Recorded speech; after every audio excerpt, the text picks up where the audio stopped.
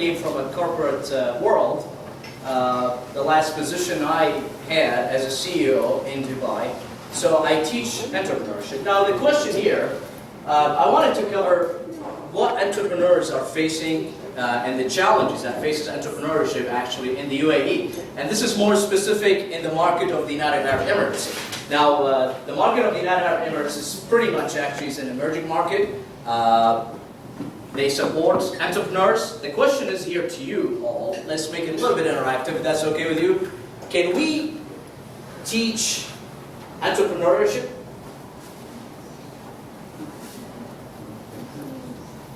We have entrepreneurship education. Yeah?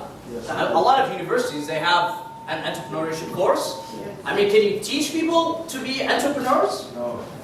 Right? I mean, I don't know. The debate and the discussion is still going on. We teach entrepreneurship. I'm sure some of you, have you thought about becoming an entrepreneur? Yeah. At a certain stage, maybe yes, maybe no. A consultant, financial consultant, management consultant. Did you start your own business yet? No, right? That's a shame, right? Now, the question here is can you teach entrepreneurship? You can, because Yeah. some people actually, I don't know if you want to make your presentation interactive. Yes, it is interactive. I have 10 minutes, I have to wrap it up. Okay. Yeah. I know that the entrepreneurship Yeah. education is beginning now. Yeah. There are people with talents, there are people with ideas, but they don't know how to bring out these ideas on the table. Right. You know, Right. the entrepreneurship education is to stimulate. We have, for instance, I'm the deputy director of the entrepreneurship center Sure. at my university. Yeah. We have incubation centers, and our job, the job of the center, is to stimulate these ideas. People have these ideas, make them bring out these ideas, and they will fly. Sure. There are a few things that are in them. The dreams, the visions are right there. All you need to tell them is, this is what you do. You probably bring somebody who is in that game, and he said, yes, wow, I have this.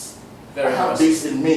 I Yes. have this in me. I didn't know. Yes. It was after this entrepreneurship education that I got to know about. Very true. this, so- And that, yes, I would just add something small. please. I would recommend. I would say that entrepreneurial innovation is possible. One can do it through inculcating the entrepreneurial concepts. Right. For example, talking about the entrepreneurial spirits. That if it is built in one as a student, Yeah. then it becomes a way of inculcating and improving and orienting one Very to true. think and dream and start becoming an entrepreneur through small-scale business orientation. Very true. And that brings the reality that we have all to be introduced to, actually. Drucker, the father of entrepreneurship, in 2014, he restated again that entrepreneurship actually is not every single business that is in the market across the world can be called an entrepreneurship, and not every single business owner, as a matter of fact, can be called an entrepreneur. And this is simply because of the fact that entrepreneurship is associated with a behavioral character. What is a behavioral character we're talking about here? Right? So the behavioral character is all about your intuition. It's based on instinct. The question here, what kind of instinct that we're talking about here? Creativity. What? Creativity? Absolutely. Innovation. Innovation, creativity. Excellent, that's very true.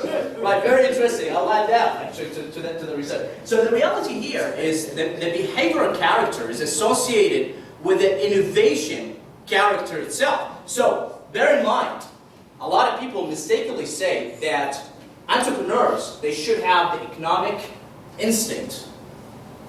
And it is wrong. It is not. It is a behavioral instinct. It is the character instinct because, remember when we've been introduced across and across in our education, there are two types of smart people, right? You got a book smart, and you got a street smart. Come on, guys, all right? Don't tell me you never hear of it, right? So that is, as a matter of fact, the street smart is doing much better as an entrepreneur because they have the intuition. And they go to school afterwards to get education with the principles of entrepreneurship. Now, I teach a course of entrepreneurship at our university, and there are so many courses across the world nowadays. Many universities, it should be a must or a prerequisite course, especially in the American system.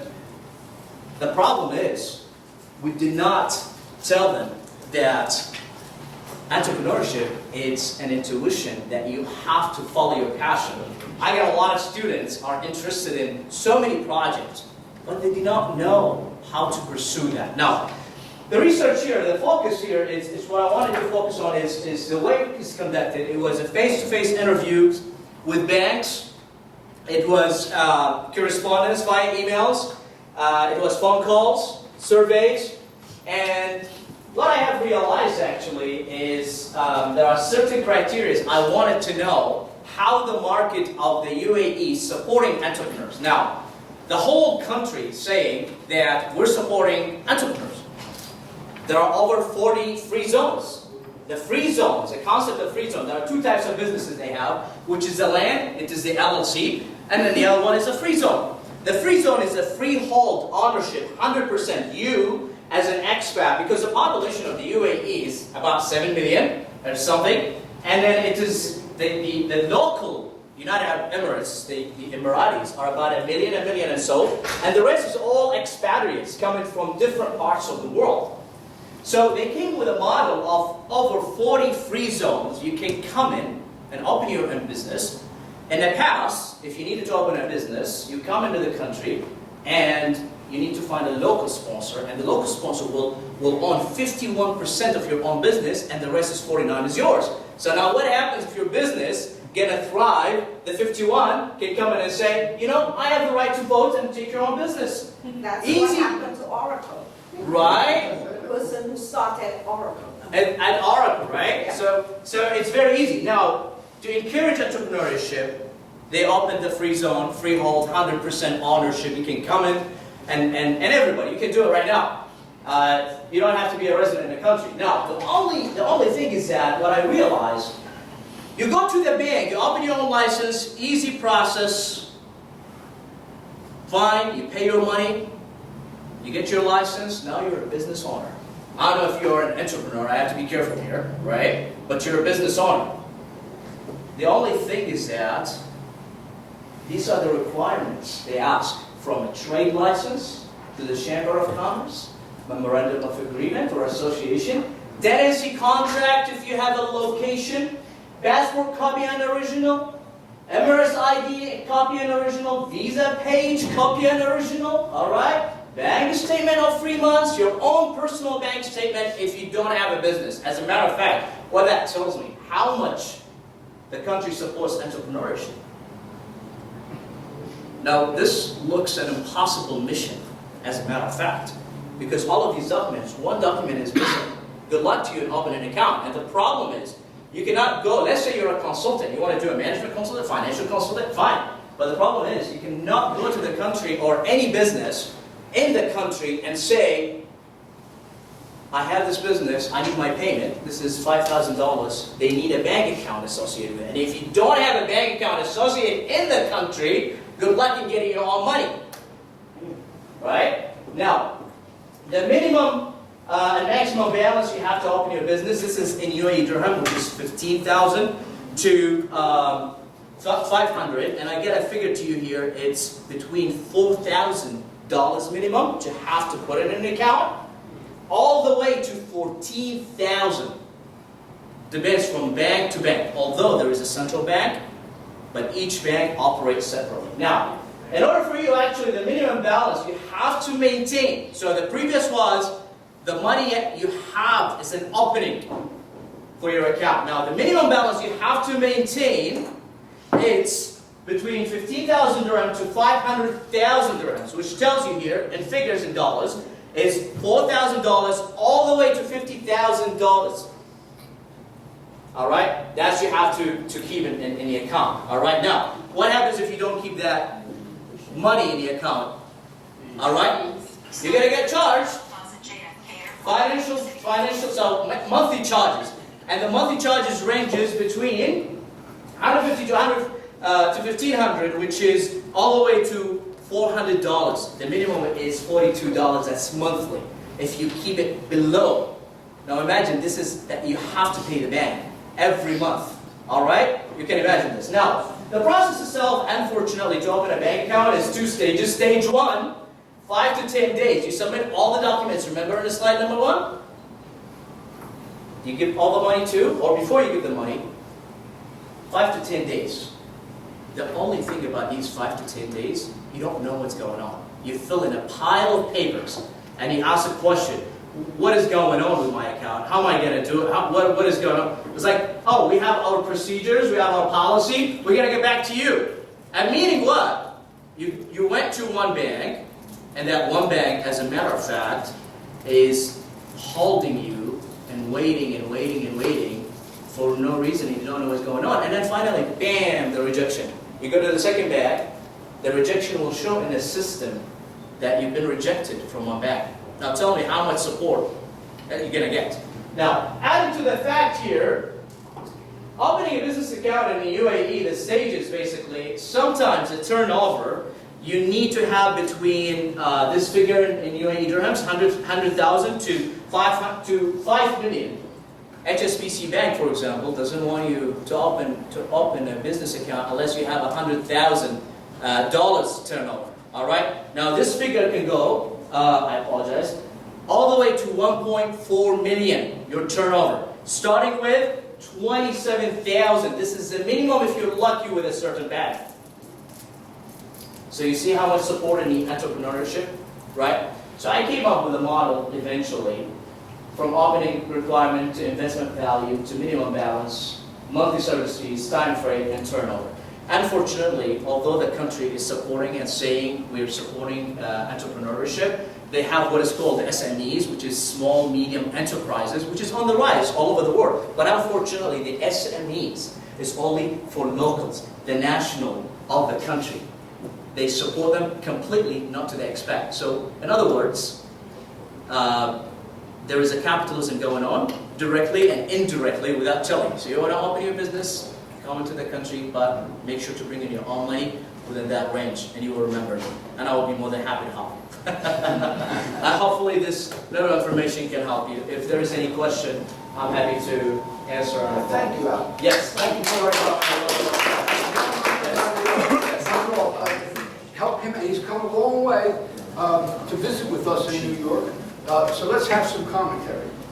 Alex, I have a question for you. Sure. So for the small, medium enterprise, Yes. I am interested in going to open my business.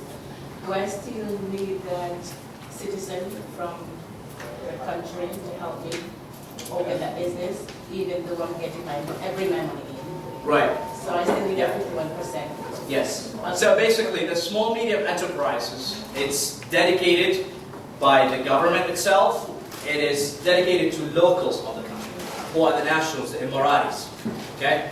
If you're an expat and a person coming there to come and work, you have to open your own money. So you cannot contact them, unfortunately. And the small medium enterprises, and there is a data about it, it's not updated, unfortunately, is they comprise about 94% of the local businesses in the UAE. So you can imagine this is a high percentage of employing a lot of people. But unfortunately, you as an expat, you have to come in and operate. Let's say you and I want to open a consultancy, project or business. All right. So you have to come in with your own money for the license, half to open the license. Whatever investment, half, and that's what it is. But imagine all this money that has to stay in the bank. And the turnover that is required. It's like if you don't have it. So if you're a new business and they want to turn over, how are you going to open your own business? I mean, it's impossible. How are you going to bring in the 27,000 turnover or the 1.4 million turnover? You're a new business. You jump to the bank. I'm a new business, for God's sake. It's like I don't have a turnover. Sorry, we cannot open a business here. A bank account. Now, the other thing is that imagine every single penny that is holding the account. You can invest in it in your marketing. Right? And adding technology to your business and using it for travel. But you're putting that money and you just keep watching that money. It's with the bank. The bank will invest it and then you cannot touch it. But if you touch it, you have to pay the monthly service fees, which is a lot of money. Yeah. Yes, as you were presenting, to be Yeah. honest with you, what was going on in my mind, I said, is this not a glorified Las Vegas? Because it doesn't make economic, well, I'm sorry, I'm an economist, doesn't make any Please. sense to me. Please. Because why Yes. would I work so hard and take my money over there Yeah. for you to take 51% and I take 49 to Exactly. begin with? And then you are not giving me any help. Right. What type of a business is that? I would like to look at it and see. For me, it's a gamble. You're going there to lose. Yes. Because there is no help. The business, unlike the American, model, Yeah. here you have a great idea. Yes. Someone somewhere will tell you, go ahead, you're good for it. Exactly. And we will share the profits. Yes. So I don't understand.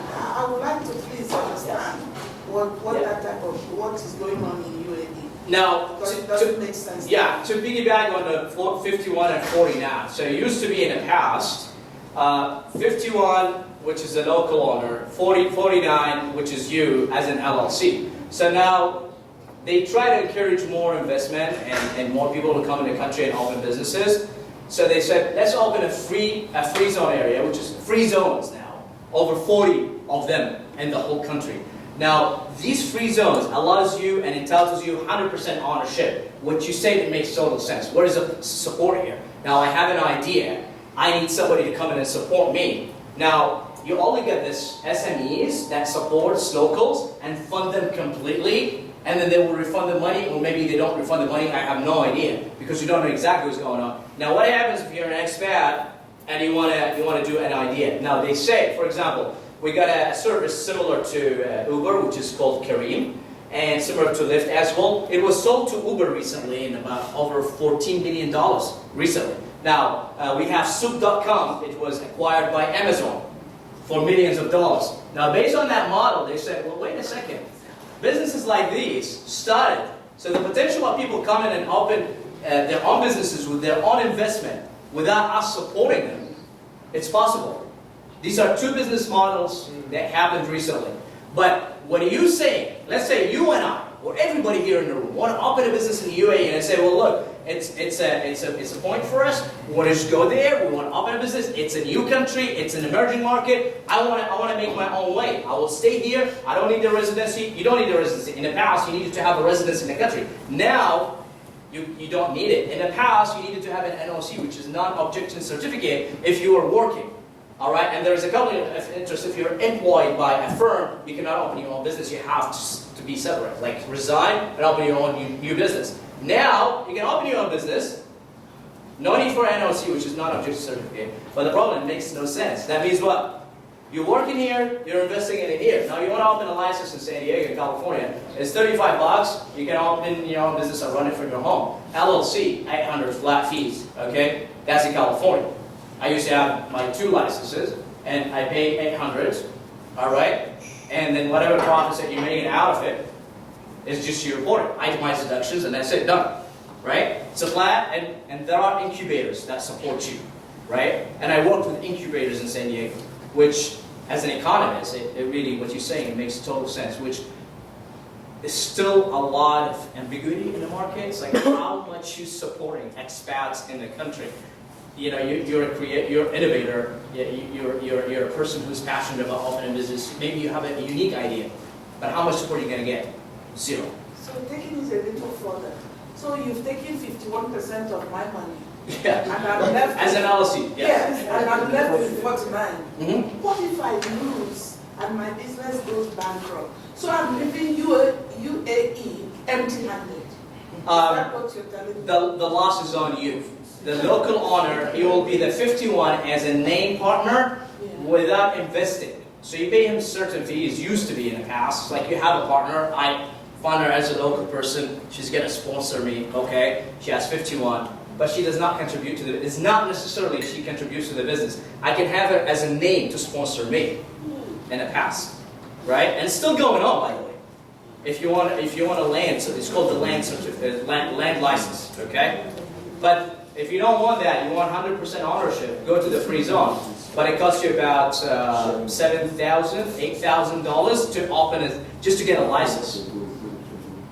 Yeah, that's about 30,000 to 35,000 dirhams, which is a lot. That's just for the license fees. Minimum.